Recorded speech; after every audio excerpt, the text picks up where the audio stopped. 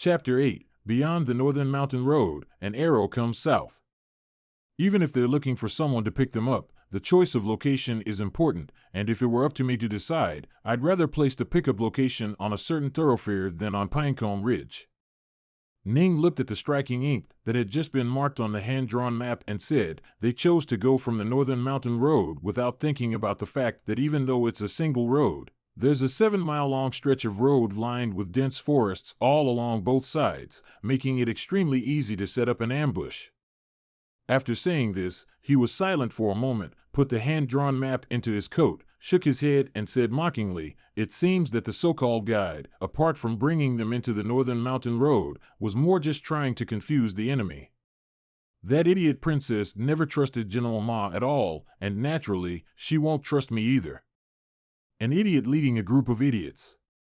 Thinking of the possible ambush he might have met in the northern mountain passes, thinking of the receiving troops that either did or did not exist, his mood became heavier and more lost, and he lowered his voice to say fiercely, after spending nearly a year on the grasslands, she actually hasn't managed to become any smarter, so I really don't know where she got her virtuous reputation from. With a shiny sound, Ning drew out the 3 knives that still had rust marks in their sheaths, unscrewed the water bladder and doused the whetstone, and began to sharpen the blades in silence. There might be a series of bloody battles after entering the Northern Mountain Road, and sharpening the knives might be a bit late in the battle, but at least it would calm his mood. If you separate from them when you enter the Northern Mountain Road, what about that old gentleman you wanted to ask for advice? Sang asked with some perplexity. Staying alive is most important. Ning lowered his head and sharpened his blade, his movements slow and strong and firm. As long as we can arrive in Chang'an alive, there's always a chance to learn those things, and if the 2 of us put our little lives in the hands of these idiots, there's no chance of that happening. The more south the warmer the climate. According to reason, the scenery outside the car window should also be more vivid green, but because the team into the vast Minshan mountain terrain is gradually high, the convoy around the grass gradually hidden, into the high trees to welcome the road, the leaves are not yet completely green, still left last year's fall and winter accumulation down the murderous intent. As the temperature between heaven and earth dropped slightly, a tense and depressing atmosphere also enveloped the entire caravan. Everyone knew clearly that the big shot in Chang'an who dared to plot against Her Highness, if he wanted to prevent Her Highness from returning to the capital safely, then Minshan, between the border fortress and the counties, was his last chance. In the midst of intense vigilance and searching, the caravan traveled for several days before finally arriving at the outskirts of the Northern Mountain Pass, and looking at the dense forests that covered the sky. Most of the people in the group didn't show the same worried expression as Ning did, but instead appeared to be much more relaxed. The clear-skinned maidservant had spent much less time looking for Sang to chat with her these days, mostly staying on the second carriage, and when she got off the carriage in the evening this day, she actually had a faint smile on her face.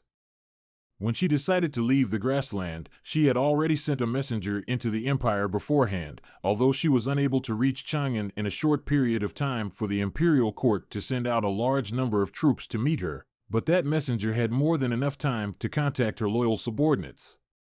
10 days ago, after receiving an urgent reply from Gushan County, she decided to go straight into the North Mountain Road without hesitation because she believed that the young captain of Gushan County, Hua Shanyu, should have led his battalion of soldiers to the southern exit of the North Mountain Road. Leaving the Great Tang is only a year, she firmly believed that those loyal to their subordinates are still loyal to themselves, even if some people were bought by the woman in the palace, but Hua Shanyu absolutely will not be bought, because he looked at his gaze is always so gentle. When there are still more than 30 miles from the agreed pickup point, the caravan started to camp and rest in the twilight, traveling through the dense forest in the middle of the night. No matter which way you look at it, it is a very risky behavior. There are even guards who suggested to her that the team should simply wait outside of the Northern Mountain Pass and wait for Hua Shanyu's troops to come to pick up the caravan. She was still thinking about this proposal, yet no matter how she looked at it, she and little Barbara were now very safe, so a smile resurfaced on her clear cheeks, and the joyful songs and laughter that had been suppressed for several days returned to the camp. In the twilight, a rude tent was set up alone on the outskirts of the circular array of wagons. The chief of the princess's guards had questioned it, but the owner of the tent had insisted on it, and just refused to move into the array of 5 wagons and chests. If we don't stay away from their cart formation, how will we have time to run in case something happens? Ning explained with a slight sneer.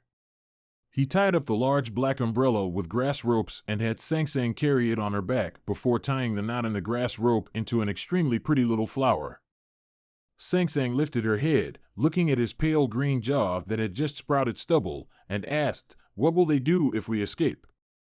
Ning was checking his bowstring for moisture, and when he heard this question he turned his head, quietly looking at the little servant girl's dark little face, and after a long moment of silence he said earnestly, "You may have forgotten what happened when you were a child, but I haven't.